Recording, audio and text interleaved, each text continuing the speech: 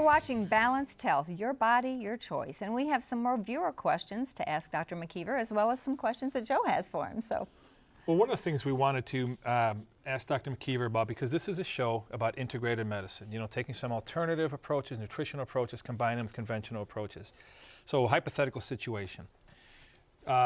Patient comes in, you do a blood workup, he comes back with cholesterol of 238. Where do you go from there with this patient? Well, you take a full history and examine the patient, and important in the history is what other risk factors does a patient have.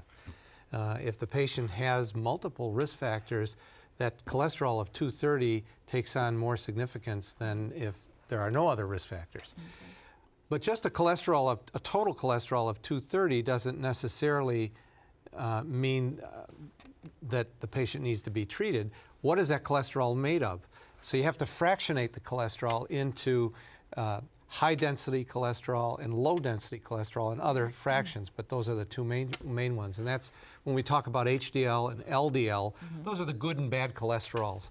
LDL being bad, HDL being good. If most of that 230 total cholesterol is made up of HDL, well, that patient doesn't need anything.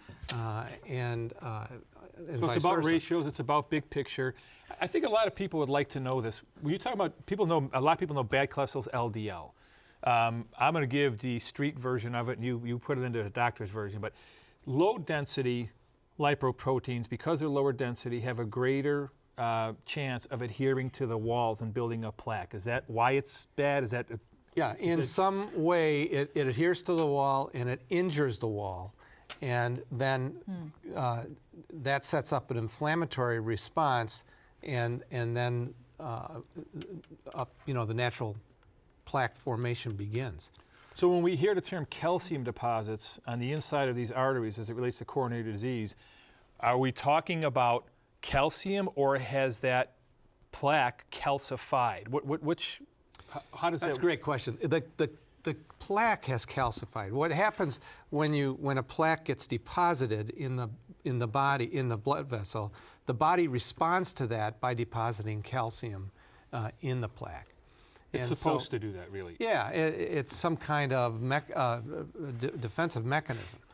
The importance of that is that we now have some technology that can measure calcium in the plaques and diagnose problems before there are clinical results of those problems. That's huge.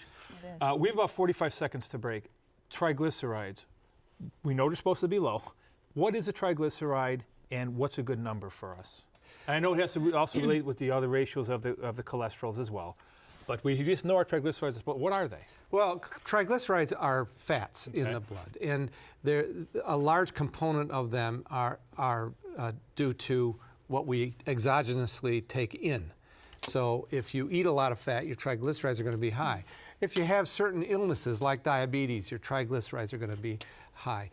High meaning above 145. So we want the triglycerides to be below 145. We used to think that triglycerides were less of an issue. They're still an issue with heart disease, and they need to be addressed. In a blood workup, when you look at insulin levels in blood, are you able to, is that a predetermining factor? If you see somebody has a high insulin level at a young age, just very quickly, is that a factor for heart disease? Yes, it may be. Insulin seems to be injurious to the wall of blood vessels. And interesting. We'll talk about that more next show. On another show, yeah. Well, if you'd like more information on Edward Heart Hospital, log on to Kylia.com or TLN.com, and we'll be right back. Stay with us.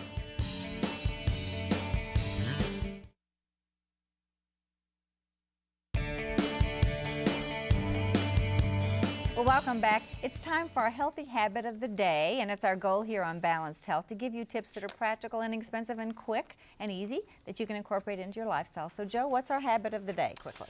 Our healthy habit of the day is a simple yet practical before meal diet tip. And we talk so much about obesity, and this is something that everybody can do. Take a small apple with the skin on it and a glass of water with lemon about 30 minutes before a meal. And this shows to just significantly decrease the amount of food that you'll consume if you do that. So 30 minutes before you're going to eat an apple with the skin on it, A glass of water. My daughter actually likes it a little bit warm. You squeeze a lemon in there, and it seems to curb your appetite. Apples really don't make you more hungry? I thought apples made you hungrier. That's what I always heard. Well, that's why it's key to eat the skin on it. Okay. Okay, and an And apple does the lemon have any significance? It's a liver cleansing thing. Oh, You know, lemons help cleanse the liver, and I know that it seems to work. Now, whether it's psychological or not doesn't matter. If I eat less, I win. Yeah, exactly. So- Well, that's that. I'm going to try it and eat Do less. so. Let's get back to our questions here real quick. Dr. McKeever, you've been practicing for about 30 years, if I remember in your reading your bio. In that time, you've seen a lot of changes in insurance. Two kinds of insurance we want to quickly touch on. One is, how is health insurance coverage affecting care? And then how is malpractice and that whole scenario affecting care? Right. Yeah, it's a very complicated subject, and it does affect care. I'll start with the malpractice situation, especially in Illinois.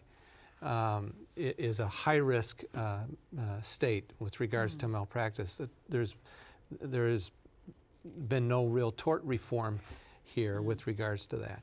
And so how does it affect care?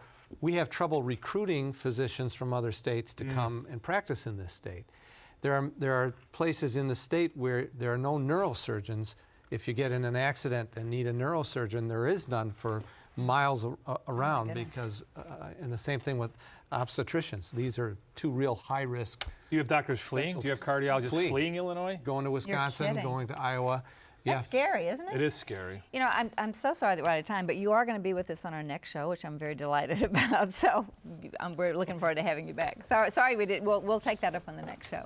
Well, remember, if you have questions about natural remedies, healthy recipes, or need some quick tips on how to improve your heart health, email those questions to balancedhealth@tln.com. Or if you're interested in learning more about Edward Heart Hospitals, visit Kylea.com.